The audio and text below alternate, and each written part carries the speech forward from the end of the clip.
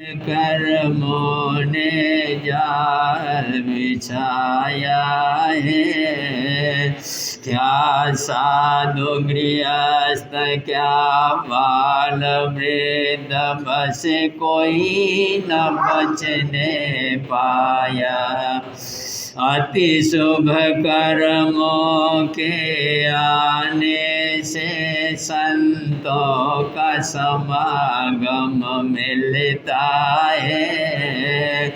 जिन वाणी श्रवण करने से दुख जन्म मरण का मिटता है। दुख जन्म मरण का मिटता है। समय नदी की धार की जिसमें सब बह जाया करते है।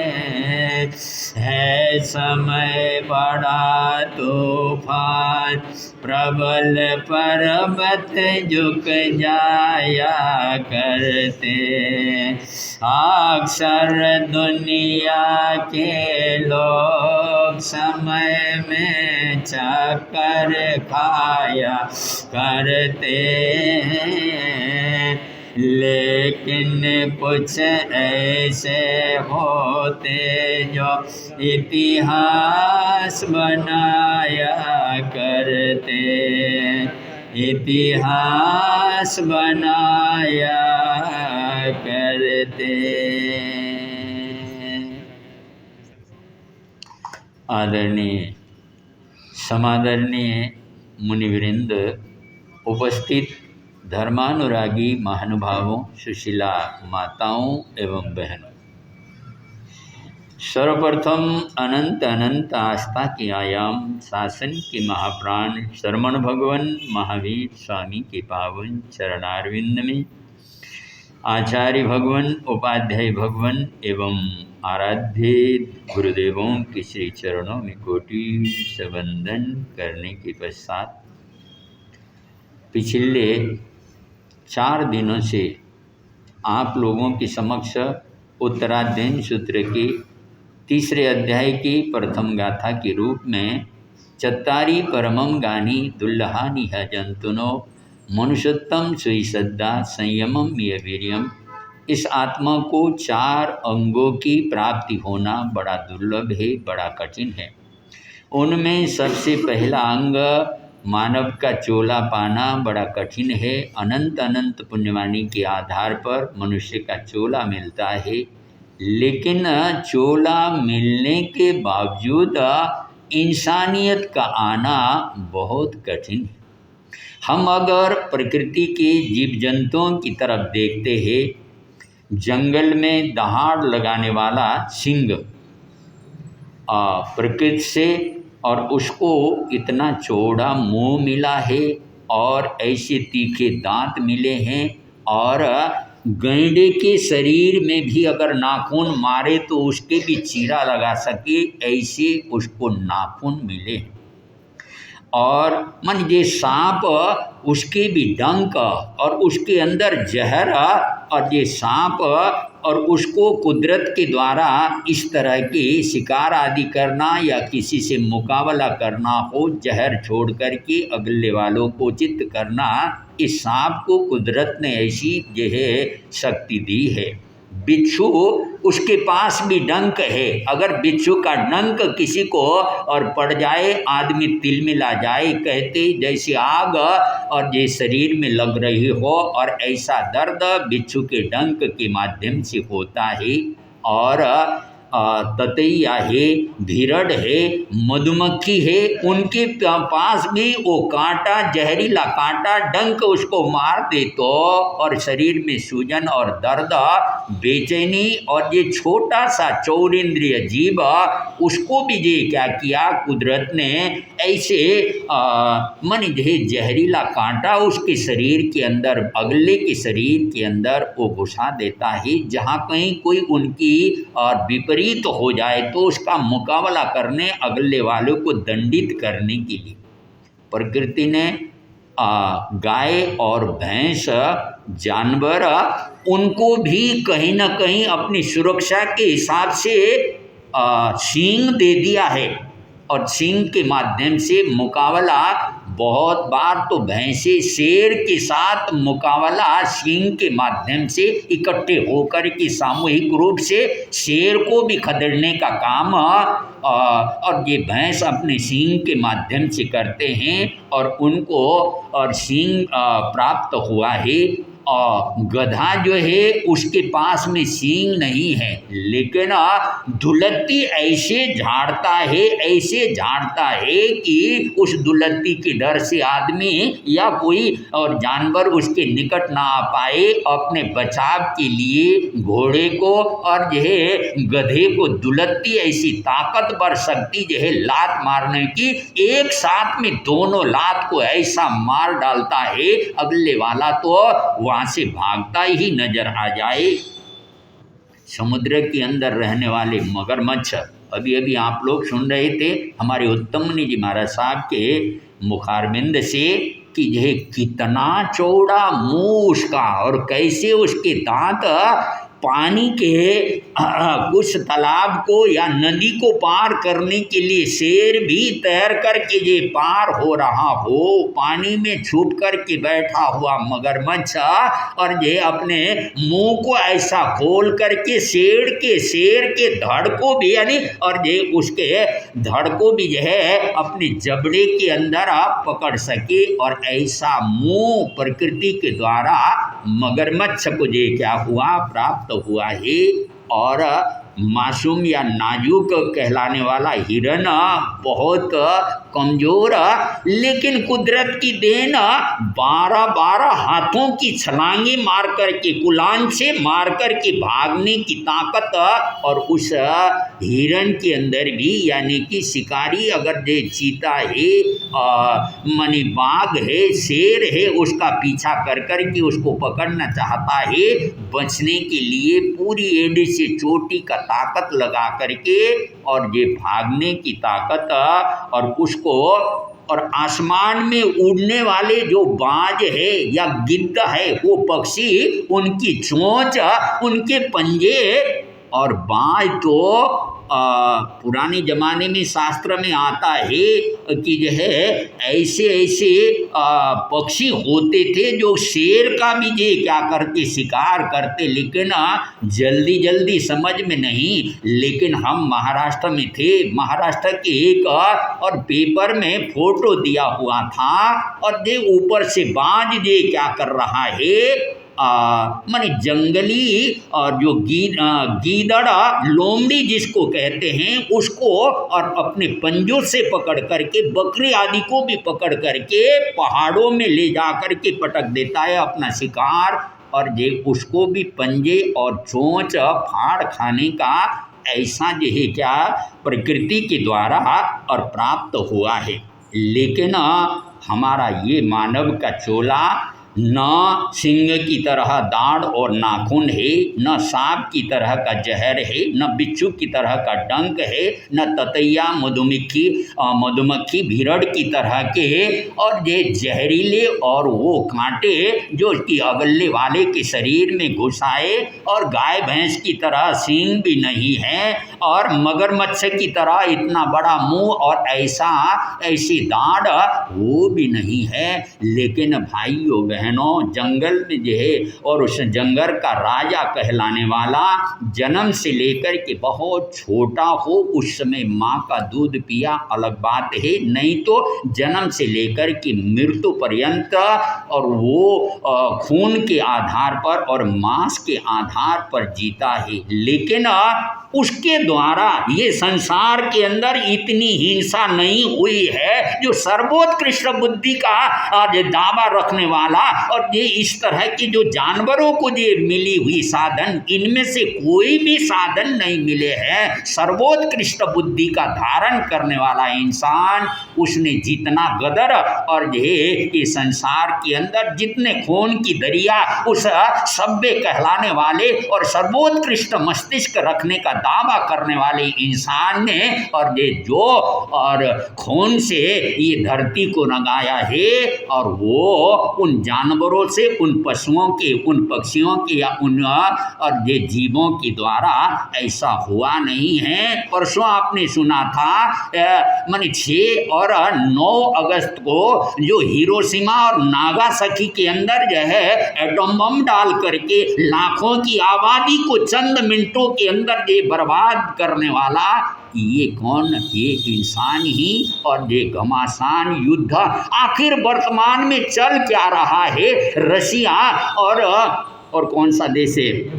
यूक्रेन। और उनका इतने लंबे समय से 500 या कितने दिन से ऊपर भी, यानी साल से 1.5 साल के करीब होने को आ रहे हैं। और ये घमासान आखिर किसके लिए और करना क्या है, होना क्या है? अगर ये मान लो कब्जे में भी कर लेता, वो पुतिन क्या लेकर के चला जाता छाती में उसको लेकर के, लेकिन अहंकार और ये नाक तो इंसान का मिला है छोटा सा, लेकिन हाथी के सूंड की तरह का नाक लटका करके ये क्या कर रहा, चल रहा अपने अहंकार के लिए अरबों नहीं खरबों डॉलर, और ये पता नहीं कितने खरबों डॉलर के आज तक।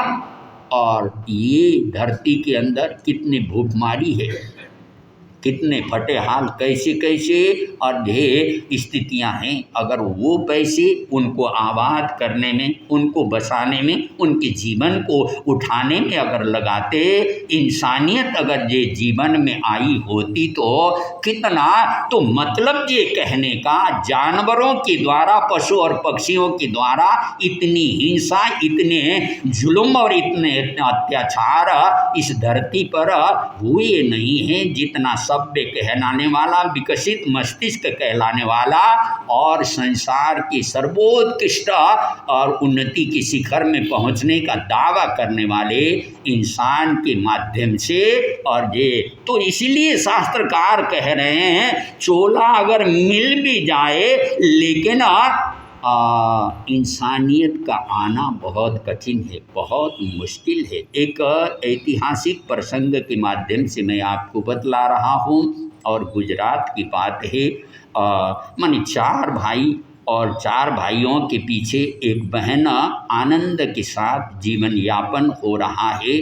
और ये दांत कटी रोटी की तरह इतने लाड़ से, इतने प्यार से, इतने दुलार से पहले भाई हुए थे, उसके बाद बहन हुई थी, और परिवार के उसमें बहन का इतना आदर, इतना सम्मान, इस तरह से आगे बढ़ रही। वक्त आने पर वो बड़ी हो गई और ये उसकी शादी और अच्छे संपन्न परिवार के अंदर उसकी शादी हो गई है और जीवन आनंद के साथ बसर कर रही है। और मनिजे समय आने पर 2 बच्चों को वो जन्म देती है और बच्चे भी 7-8 साल के और हो गए हैं। अचानक पति बीमार हो गया और मनी इलाज उस परिवेश में जो कुछ भी संभव था इलाज कराने का प्रयत्न किया गया, लेकिन कुछ भी हो नहीं सका और ये संसार से वो विदा हो गया।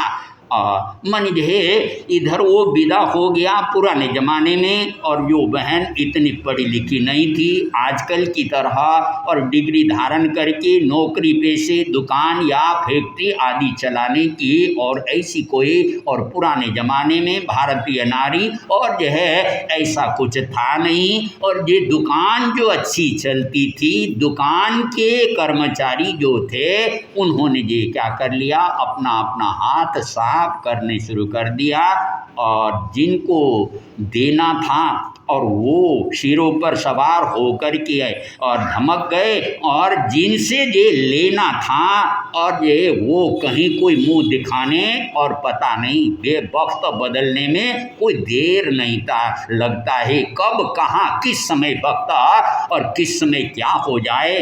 सदा न बागे बुलबुल बोले, सदा न बाग बहारान, सदा न रहना हुसन जवानी, सदा न यारा में फल दे। हमेशा एक सा बसंत का बहार हमेशा के लिए रहने वाला नहीं है, नौजवानी भी हमेशा रहने वाली नहीं है। इसी तरह से सभी अनुकूल प्रतिकूल ये तो आने वाला, दिन के साथ में रात भी है, रात के साथ में दिन है, जीवन में उतार और चढ़ाव तो आने ही वाला।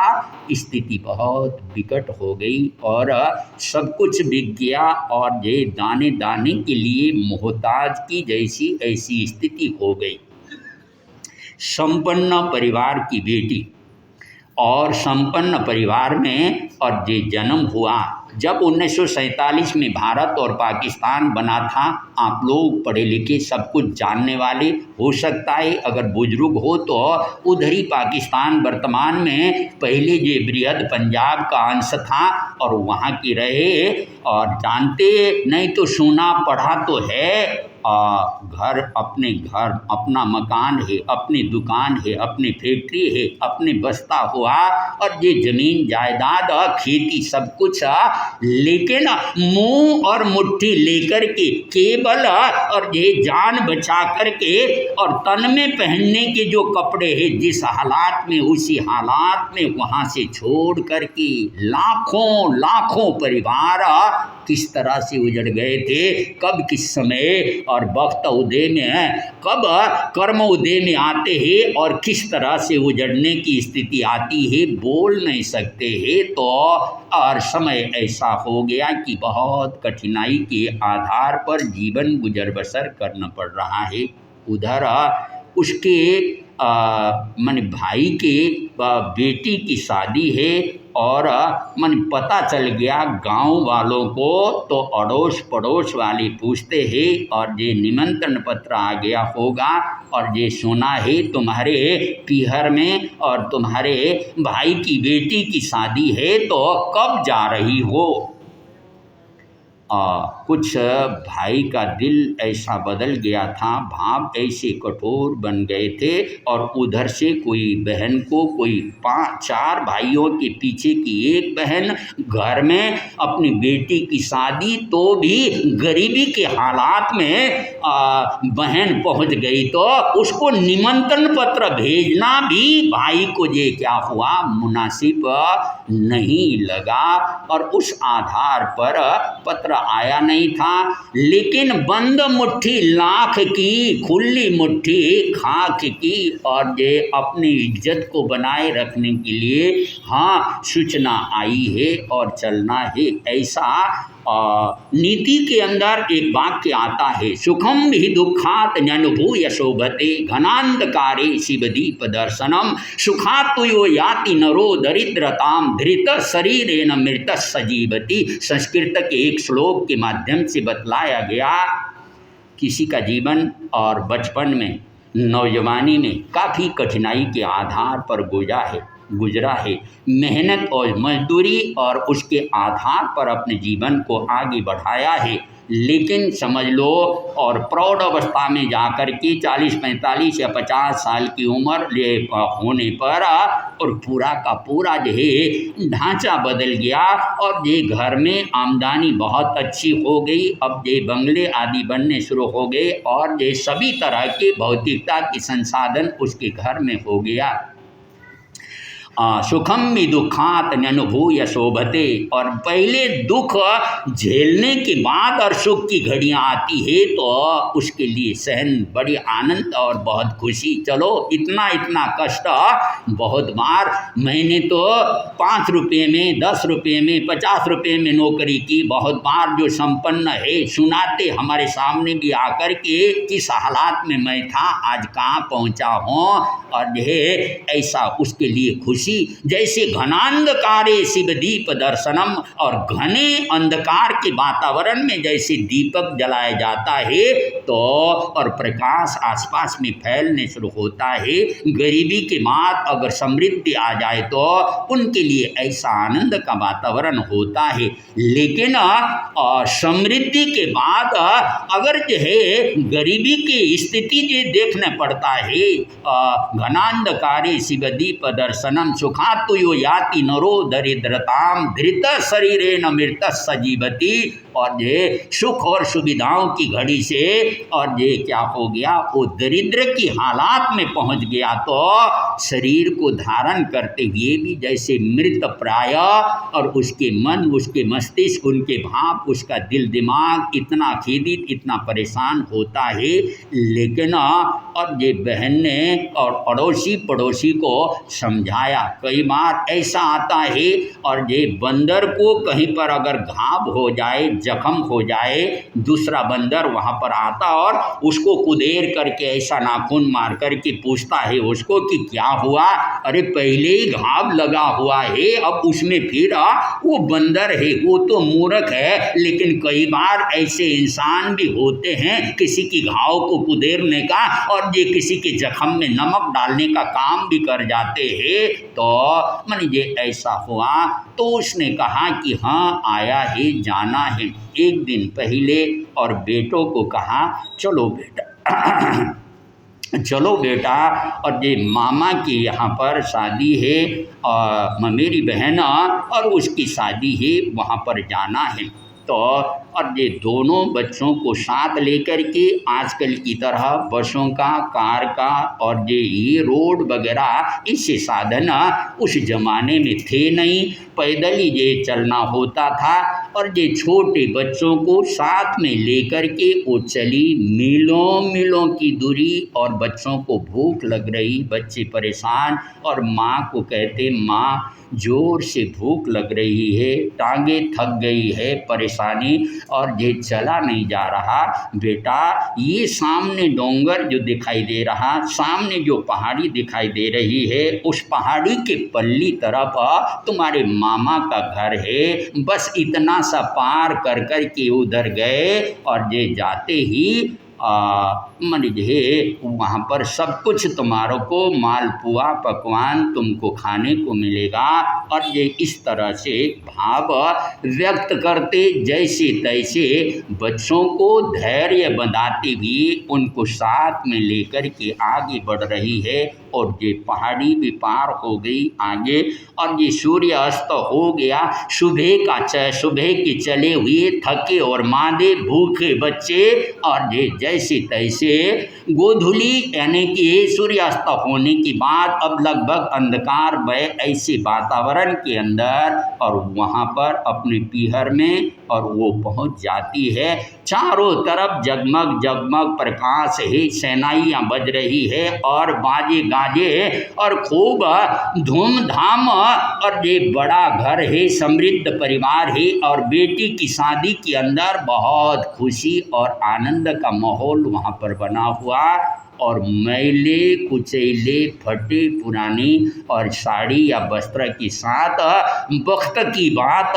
और यह जब बहन वहाँ पर पहुँच गई, ना भाभी ने और किसी ने उनको पूछा, भाइयों ने भी देखा, लेकिन किसी ने जो है उसको पूछा नहीं। और ये ठीक है, और यही घर है, यहीं पर जन्म हुआ था, यहीं पर इन भाइयों के साथ में कितने प्यार से, कितने लाड से, किस तरह से नाज और नखरे के साथ मेरा जीवन आगे बढ़ा था। ये तो वक्त की बात, ये तो कर्म की बात, कोई बात नहीं। किसी को दोष देना नहीं, किसी के ऊपर गीला नहीं, किसी के ऊपर शिकायत नहीं। और ये वहाँ पर जाकर के मंजे पर बैठ गई है।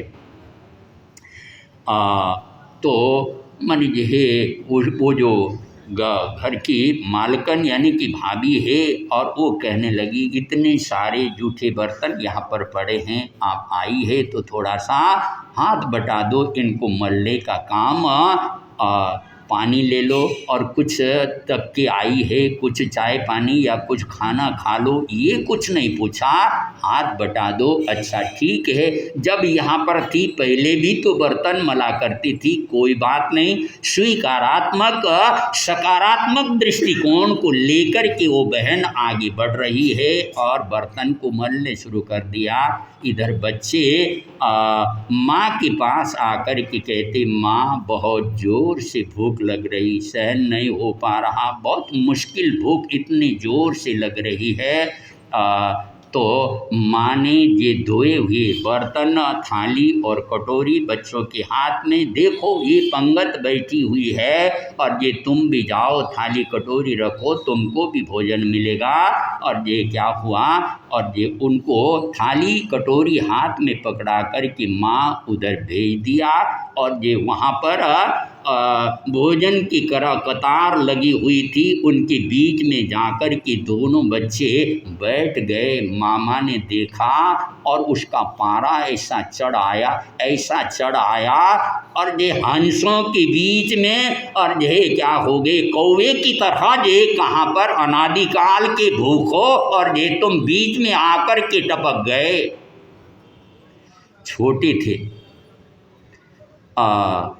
मने जहे बच्चे थे, लेकिन कभी कभी बात इतनी गहरी होती, इतनी गंभीर हो जाती है, वो बच्चों के दिल में, वो कलेजे में वो बात घर कर गई, चुभ गई। अनादिकाल के भूखे और ये हंसों की पंक्ति में कौवे की तरह आकर के धमक गए और ये वहाँ से उठ गए, जाकर के माँ के सामने बोलते हैं, माँ और ये यहाँ नहीं रहना, चलो अभी यहाँ से चलो फटाफट, अभी हमें यहाँ नहीं रहना है। और ये मामा ने हमको ऐसा कहा है, गमे जहर जिसे हंस के पीना आ गया, गमे जहर जिसे हंस के पीना आ गया, सच मानो दुनिया में उसको जीना आ गया। वक्त आने पर जय जहर को जो पीना जानता है और वो ही जीने की कला भी जानता है, ठीक है। और ये वैसे ही मने वो बर्तन मलते मलते और उसको छोड़ करके वहाँ से उठ करके दोनों बच्चों को साथ में लेकर के ये क्या होती है, वो बहन वहाँ से रवाना होती।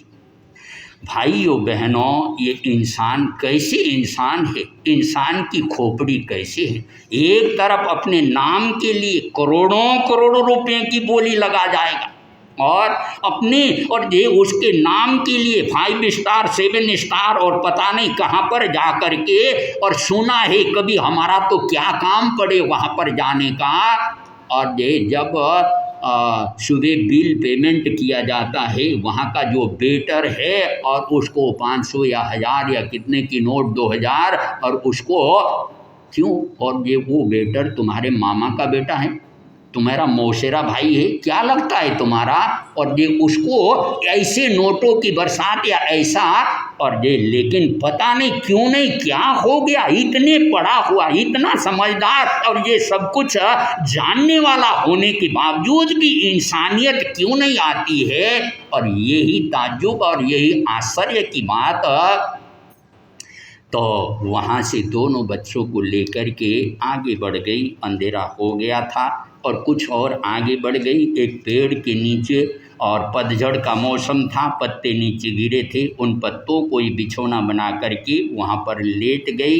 एक बच्चे को इधर, दूसरे बच्चे को इधर लेट करके बच्चों के ऊपर हाथ रख रही है।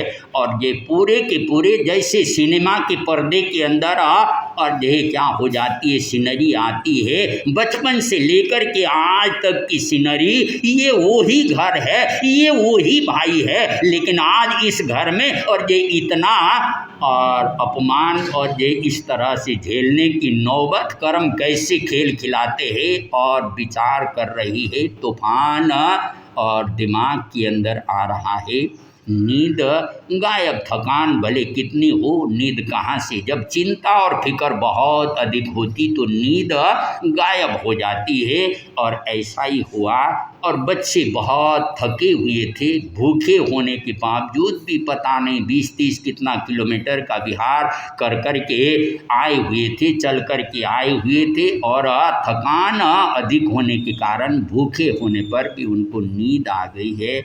और ये सुबह के समय मान लीजिए वहाँ से उठे और ये वहाँ से आगे बढ़े अपने घर की तरफ। बहुत कुछ याद आ रहा है, अपने पति, अपने सुखद जीवन, अपने घर का वातावरण, और ये आज इन कोमल कोमल फूल से बच्चों के साथ क्या हो रहा है उसका कलेजा मुंह में आने को होता है। लेकिन करे क्या, उसको सब कुछ सहन करने के लिए विवश होना पड़ रहा है। और मान लीजिए वो आगे बढ़ रही है। लेकिन तूफान भाइयों बहनों केवल धन कमाने से अमीर नहीं होता है, धन कमाने से संपन्न नहीं हुआ वो करता है। अमीर वो नहीं कि जिसने धन कमाया है, अमीर वो नहीं कि जिसने धन कमाया, अमीर वो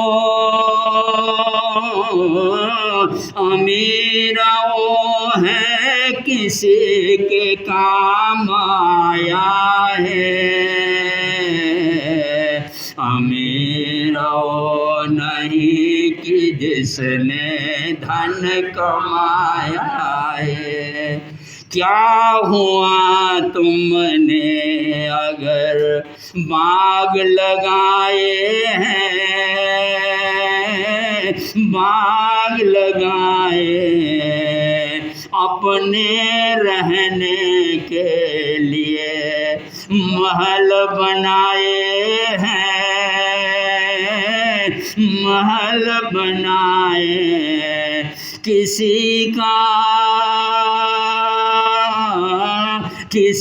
का उजड़ा हुआ घर न बसाया है,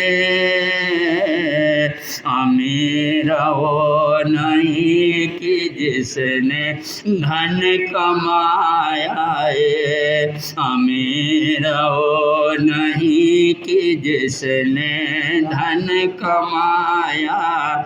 चाहे ऊंचे ना बनो ऊंचे पहाड़ों की तरह, ऊंचे पहाड़ों की तरह, और बड़प्पन में अकड़ते ताड़ों की तरह, ताड़ों की तरह। हर किसी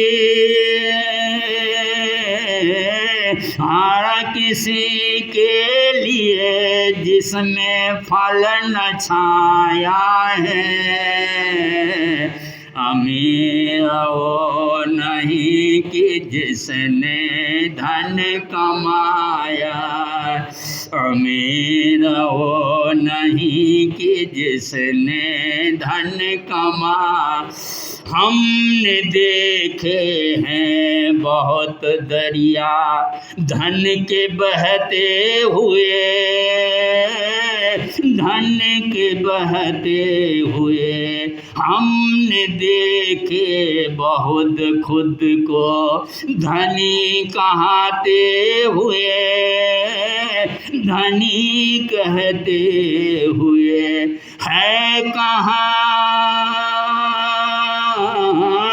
है कहाँ दरिया जिन्होंने दिल न बनाया है, अमीर वो नहीं कि जिसने धन कमाया है, अमीर वो नहीं कि जिसने धन कमाया।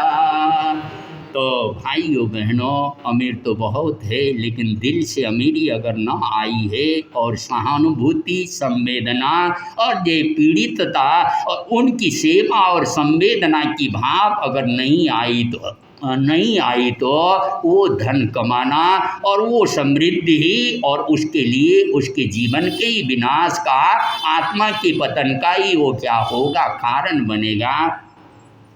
आगे बढ़ रहे हैं बच्चे, माँ के साथ जोर से प्यास लगी, आसपास में कहीं पानी नजर नहीं आ रहा। माँ को कहा एक बड़ या पीपल के पेड़ के नीचे, माँ आप यहाँ पर सुस्ताइएगा, हम और ये कहीं से पानी ढूंढ कर के पानी पी के आते हैं और आपके लिए भी पानी लेकर के आते हैं। ऐसे भावों के साथ दोनों बेटे आगे बढ़ गए, लेकिन छोटे होने पर भी कुछ ऐसे उनके मन के अंदर आ गया, ऐसी मन जे अपने मामा के द्वारा, अपने ही के द्वारा इतने जलील जिंदगी जीने की अपेक्षा तो मौत को ही वरण करना और ये अच्छा है।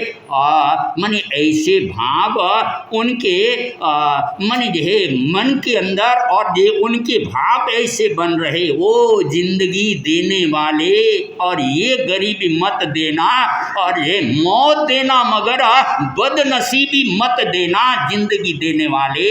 और ये इस तरह के भाव और ये जीवन को समाप्त करने के लिए और वो क्या कर रहे हैं, आगे बढ़ रहे हैं। लेकिन आपस में दोनों भाई विचार करते हैं, नज़दीक में नहीं, कहीं माँ आ गई, ढूंढ लिया और हमारे मृत शरीर को देख लिया, माँ तो जिएगी नहीं, वो साथों साथ वो माँ भी और मर जाएगी। ऐसे दूर जा कर के कोई टीले, कोई पहाड़ी से छलांग लगा कर के ज़िंदगी को देना ही अच्छा है। ऐसे भावों के साथ वो दोनों के दोनों बच्चे आगे बढ़ रहे हैं।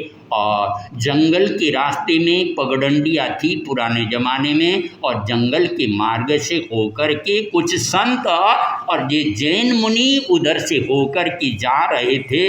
दोनों बच्चों ने देखा, उनके चरणों में जाकर के मस्तक झुका दिया। मध्यन बंदामी परिवार में जैन थे, संस्कारी परिवार था, माता पिता के द्वारा दिए हुए संस्कार और ये बच्चों में थे। और मणि बंदन नमस्कार कर कर के जो है कहते हैं, और जिंदगी की आखिरी मंगली सुनना, गुरु भगवंत मंगल पाठ की कृपा कीजिए और जिंदगी की आखिरी मंगल।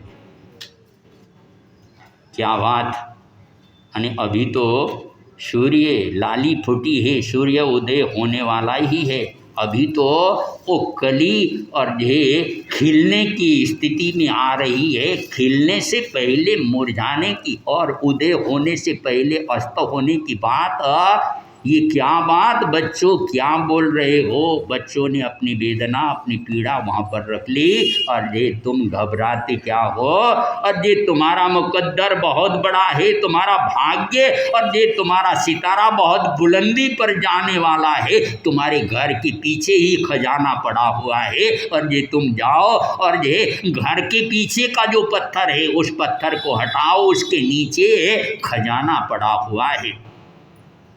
चलो नियम ले लो, चाहे जिंदगी में कितने ही जहर के घूंट पीने पड़े, लेकिन आत्महत्या महापाप और यह ऐसे अनंत अनंत पुण्याई के मिला हुआ ये मानव का चोला, आत्महत्या कर करके उस चोले को समाप्त करने का, इतनी छोटी उम्र में तुम्हारे ऐसे भाव।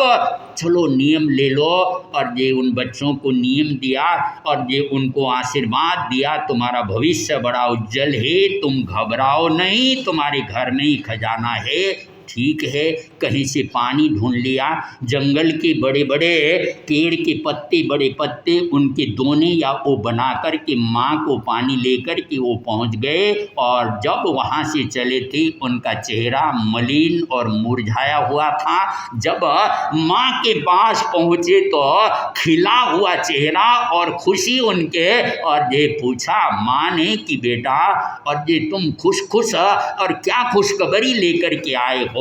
ऐसे ऐसे गुरु भगवंत मिले और उन्होंने बताया हमारे घर के और पीछे ये क्या है, खजाना है। ठीक है, घर पहुंच गए और जैसा ज्ञानी गुरु थे और ज्ञानी गुरु के आधार पर बतलाए हुए बात, पत्थर को हटाया तो सचमुच में खजाना और ये वक्त के बदलने में कोई देर नहीं लगता है। और बहुत बार करोड़पति अरबपति फुटपाथ पर आ जाता है और बहुत बार और फुटपाथ वाला देखते ही देखते करोड़पति अरबपति भी बन जाता है। किसका?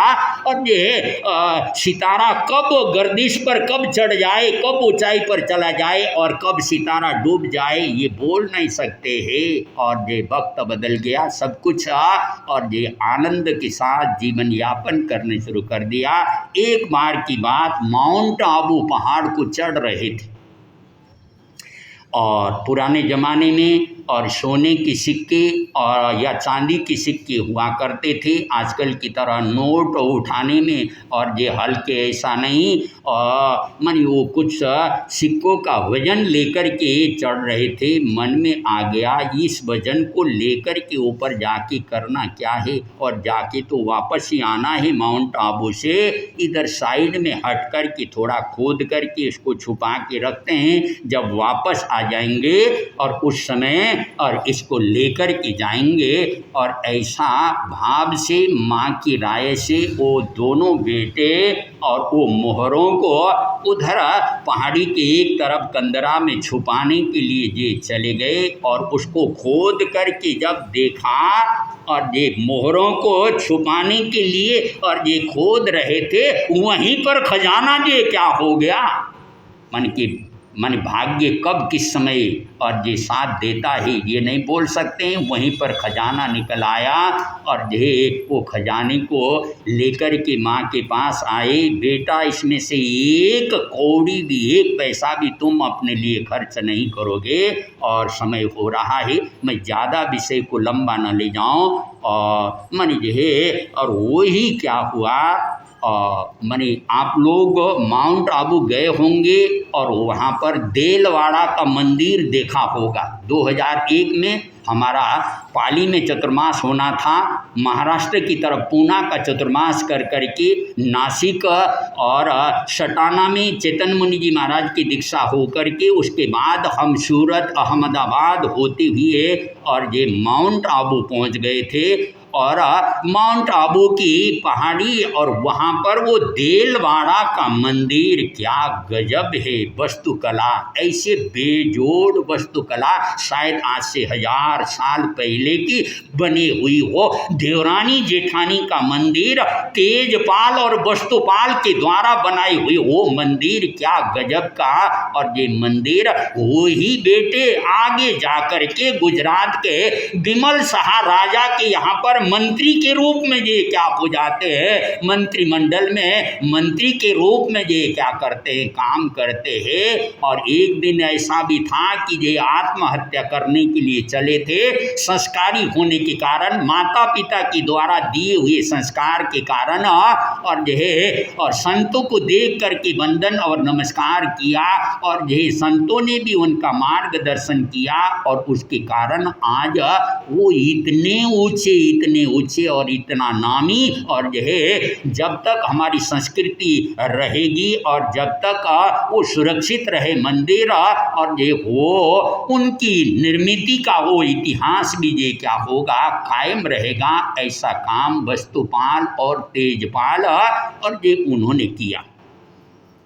वक्त गुजरता चला जा रहा है और इधर और ये जिस मामा ने अपने भांजों के साथ अपने बहन के साथ बदसलूकी की थी, मत सता गरीब को गरीब रो देगा। क्या कहा शायर बोल रहा, मत सता गरीब को गरीब रो देगा। अगर उसके मालिक ने सुन ली तो जड़मूल से खो देगा, जड़मूल से खो देगा। ऐसा ही हो गया और ये दिन बदलने में देर नहीं लगता है।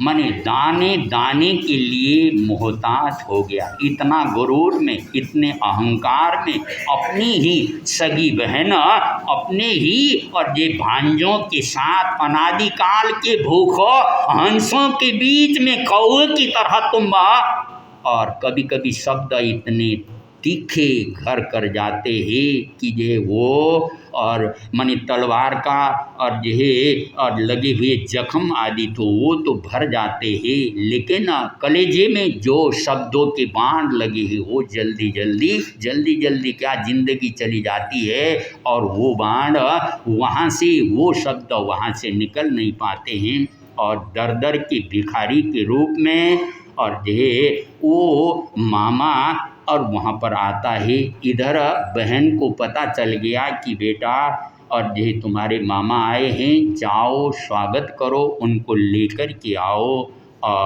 तो मतलब वो कहते हैं अभी भी माँ वो जख्म हरे ही है, भूले नहीं है और वो मामा का हम स्वागत करें क्यों? आज तुम समृद्ध हो गए, तुम संपन्न हो गए, बड़े हो गए, मंत्री पद पर पहुंच गए, इसीलिए फटेहाल की स्थिति में पहुंची हुई अपने मामा का स्वागत नहीं करोगे? और ये माँ के मार्गदर्शन में नतमस्तक और सिर झुका दिया, नतमस्तक होकर के मामा को लेकर के आए और ये भोजन की थाली सज गई है और भोजन करने के लिए मामा को वहाँ पर बैठा दिया।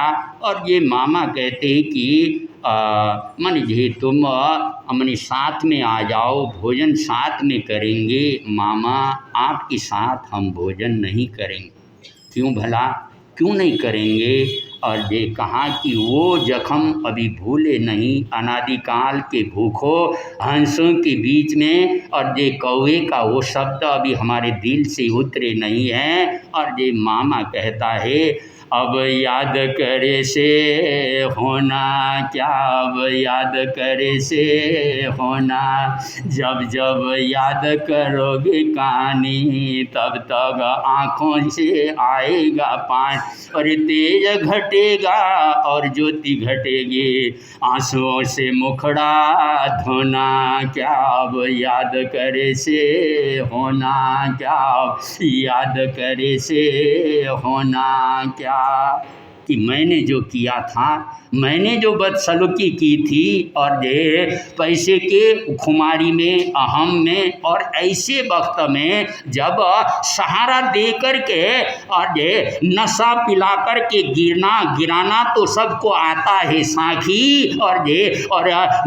गिरते को सहारा देना और ये वो ही सही मायने में सहारा होता है। तो मैंने जो बदसलूकी की थी और उसका फल तो मैं भोग रहा हूँ। तो मतलब ये कहने का इंसानियत का आना बहुत दुर्लभ है, बहुत कठिन है। इंसान का चोला पाना और ये तो भी सहज है, लेकिन इंसानियत का आना कब, कहाँ, किस समय, मेरे पास जो साधन हैं उन साधनों का मुझे किस रूप में, कहाँ पर, किस तरह से उपयोग करना है और उन बातों को जानना, देखना, समझना, संवेदना में आगे बढ़ना, ये कई कई विरल और लाखों करोड़ों में से कोई आत्मा होती हैं। और ये जो कि और कुछ ऐसे भी होते हैं अपनी कमाई में से 5% 10% जोकर वर्ग या कौन सा जो है, और वो उसने तो अपने कमाई का 98% पूरा का पूरा अपनी बेटी के जन्मदिन के उपलक्ष्य में और ये देने की बात।